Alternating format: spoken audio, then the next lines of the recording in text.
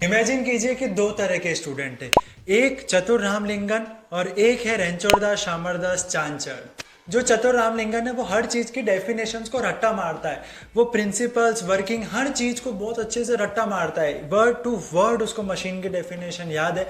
वो घंटों मेहनत करता है, बहुत हार्डवर्क करता है, लेकिन जैसे ही एक भी वर्ड यहाँ वहां होता है उसका पूरा सिस्टम क्रैश हो जाता है। दूसरी तरफ है रणछोड़दास श्यामरदास चांचड़, जिसको ऑब्वियसली मशीन की डेफिनेशन तो नहीं आती है, लेकिन उसके पीछे के कॉन्सेप्ट, वर्किंग प्रिंसिपल, जितनी भी तमाम चीजें हैं वो सारी उसको बहुत अच्छे से समझ में आई है।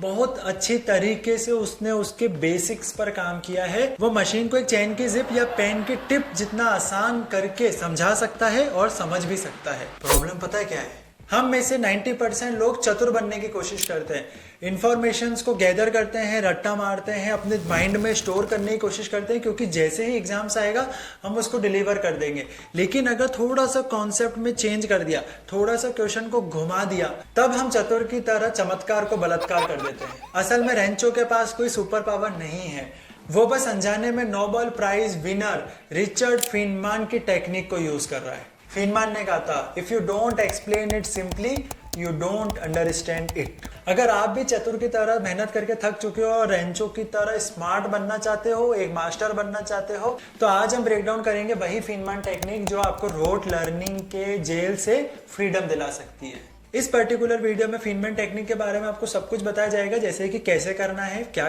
क्या स्टेप्स यूज करनी है, क्या हैक्स लगा सकते हो आप, और क्या ये सही में काम करता है, और अगर करता है तो क्यों करता है। तो लास्ट तक बने रहिए इस वीडियो में, क्योंकि जो आज आप इस वीडियो से लेके जाएंगे वो आपके हर एक सेक्टर में, फील्ड में अप्लाई होगा और आपको एक बेहतर लर्नर बनाएगा, आपको एक एंथुसियास्टिक पर्सनैलिटी में तब्दील कर देगा। इस वीडियो में होंगे 4 सेक्शन, जिसमें पहला सेक्शन है द ग्रेट एक्सप्लेनर। रिचर्ड फीनमान एक नोबेल प्राइज विनर फिजिसिस्ट थे, जिनको द ग्रेट एक्सप्लेनर के नाम से भी जाना जाता है। उनका सिंपल सा मानना था कि अगर आप किसी चीज को सिंपल शब्दों में नहीं समझा सकते हो तो अभी तक आपको वो चीज समझ में नहीं आई है। फीनमान का मानना था कि जो असली नॉलेज है, जो असली ज्ञान है, वो आपको कभी भी रट्टा मार डेफिनेशंस में नहीं मिलने वाला है, आपको हमेशा उसके कॉन्सेप्ट में, उसकी सिंप्लिसिटी में जाना पड़ेगा। अब हम बढ़ते हैं सेक्शन 2 पे, जिसके अंदर मैं आपको 4 स्टेप्स बताने वाला हूँ कि आपको पर्टिकुलर किसी भी चीज को सीखने के लिए कैसे यूज में लेना है फीनमान टेक्निक को।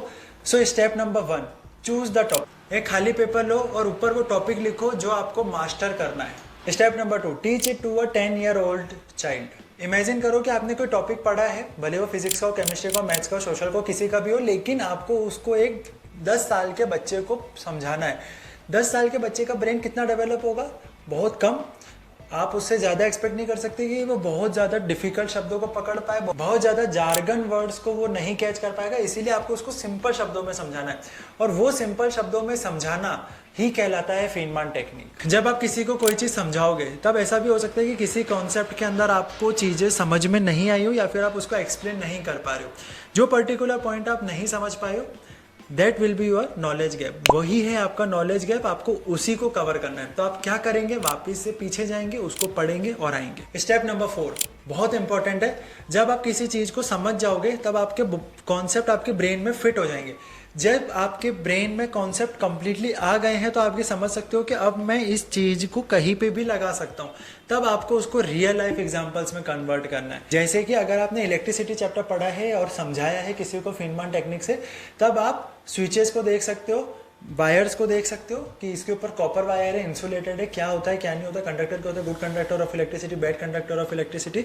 बल्ब के अंदर बल्ब देखा है तो टंगस्टन होता है, फलाना। जितनी भी सारी चीजें हैं, जो भी चीजें हैं, वो सारी चीजें आपको रियल लाइफ में आपके आसपास देखनी है, आपको समझनी है, और आपको अगली बार जब भी अपना एग्जाम्पल्स बनाओ, तब आप उस पर्टिकुलर सिंपल चीजों को लेकर कंबाइन कर ही एग्जाम्पल प्रेजेंट करो।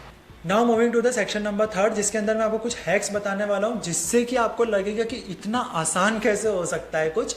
अभी तक तो बहुत टफ था, लेकिन अब आसान हो जाएगा इस वीडियो को पूरी देखने के बाद। अब जरूरी तो नहीं है कि आपके पास सही में कोई 10 साल का बच्चा हो, या फिर सही में आपको कोई छोटा भाई, छोटा बहन हो।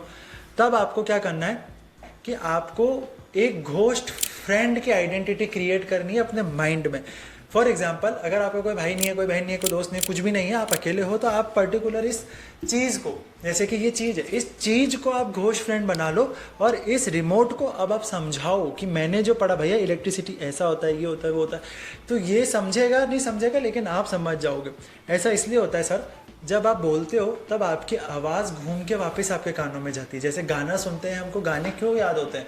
Y we learn songs? क्योंकि हमको वो सुन के वापस, हम उसको बैठ के याद तो ना करते हैं कि चंदन सा बदन चंचल चितवन, ऐसे याद तो ना करते, हम उसको सुनते रहते हैं, वो अपने आप ही गाना अपने दिमाग में बैठ जाता है, साउंड रिक्रिएट होकर हमारे दिमाग में जाती है, तो हमको चीज़ें याद होती है। ऐसे ही हमको तेज बोल के समझाना है। घोष फ्रेंड का मतलब है हमको तेज, एक रूम में तेज आवाज़ में बोल के किसी चीज़ को समझाना है, ताकि वो घूम के हमारे ही कानों में जाए और हम ही को याद हो। ये है घोस्ट फ्रेंड का method. Now the compression technique. अब आपने कोई सा भी कॉन्सेप्ट को पढ़ा है, अब आप पहले उसको 5 लाइन्स में लिख के दिखाओ, या फिर 5 लाइन्स में किसी को एक्सप्लेन करके दिखाओ, not more than 5 lines. Then you have to convert it into 3 lines. उसको और कंप्रेस करके 3 लाइन्स के अंदर बोलना है, और फिर उसके बाद उसको सिर्फ 1 या मैक्सिमम 1.5 लाइन के अंदर, यानी कि 1 और एक पूरी लाइन और एक आधी लाइन, 1.5 लाइन के अंदर, 1.5 लाइन के अंदर आपको उसको कंप्रेस करके डिलीवर करना है या फिर लिखना है। अब हुआ क्या, इतना बड़े कॉन्सेप्ट में बहुत सारी बातें होती हैं, सारी चीज़ें होती हैं, लेकिन जब हम उसको 1.5 लाइन के अंदर कन्वर्ट करते हैं, तो इसका मतलब ये है कि हमने उस 1.5 लाइन के अंदर, उस 1.5 लाइन के अंदर सिर्फ और सिर्फ मेन कॉन्सेप्ट यानी कि कोर कॉन्सेप्ट ही लिखा है।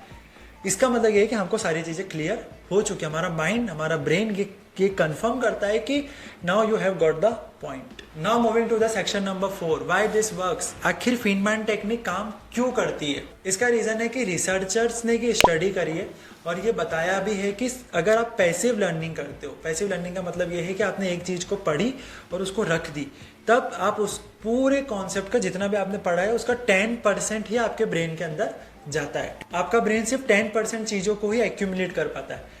बट अगर आप एक्टिव रिकॉल करते हो, एक्टिव रिकॉल का मतलब ये होता है बार बार उस चीज़ों से गुजरते रहना।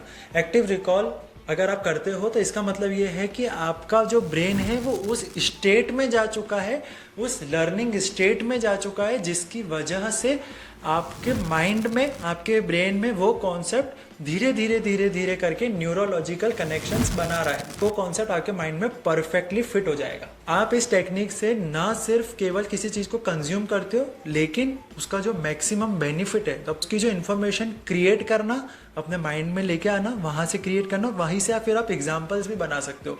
तो आप एक गुड स्टूडेंट तो हो ही, क्योंकि आपने फीनमैन टेक्निक को अच्छे से यूज़ किया। फिर अगर आप उसको बहुत अच्छे से सामने वाले को डिलीवर करते हो, तो you are also a good teacher. तो फाइनल कंक्लूजन यही है इस वीडियो का कि आप 2 घंटे, 3 घंटे, 4 घंटे बैठ के पढ़ाई करो, उससे बढ़िया ये है कि आप 15-20 मिनट की बहुत प्यारी पढ़ाई करो। प्यारी का मतलब बहुत टेक्निक के साथ पढ़ाई करो, स्मार्ट स्टडी करो, जिससे कि आपको रिजल्ट वो 4 घंटे 5 घंटे पढ़ने वाले किसी भी पर्टिकुलर इंसान से ज़्यादा मिले इन लेस टाइम। इस वीडियो को देखने के बाद अब आपके पास पूरे दिन का एक चैलेंज है, और वो ये चैलेंज है कि जब आप किसी नई चीज़ को पढ़ोगे या फिर नई चीज़ को समझोगे, या फिर किसी भी नए इंसान को देखते हो, या फिर किसी नई चीज़ को देखते हो जो थोड़ी सी यूनिक हो, आप आके उसको किसी को बताओ या फिर किसी को लिखो। वो 1 लाइन की भी चीज़ हो सकती है। आज मैंने रेड टी-शर्ट में एक लड़के को देखा। अगर आपने इतना सा भी आके लिख दिया ना, तो आपका ब्रेन एक्टिव रिकॉल में चला जाएगा, और आप खुद नोटिस करना कि कल भी आपको वो चीज़ याद में रहने वाली है। आप खुद नोटिस करके मुझे कल कमेंट में आके बता भी देना। तो अगली बार जब भी आप पढ़ने के लिए बैठेंगे, तो आपको छोटा सा एक और काम अपने लिए ही, आप खुद के लिए ही करेंगे ये काम। आपको ये अपने आप से ये कहना है कि क्या मैंने इस कॉन्सेप्ट को इतने अच्छे से पढ़ लिया है कि मैं इसे बिना देखे नोट्स में लिख सकता हूँ। नोट्स का मतलब एक रफ पेपर पे लिख सकता हूँ। अगर यस, तो फिर well done, you have achieved a lot. और अगर आंसर आता है नहीं, तो go back to the starting point and start doing it again.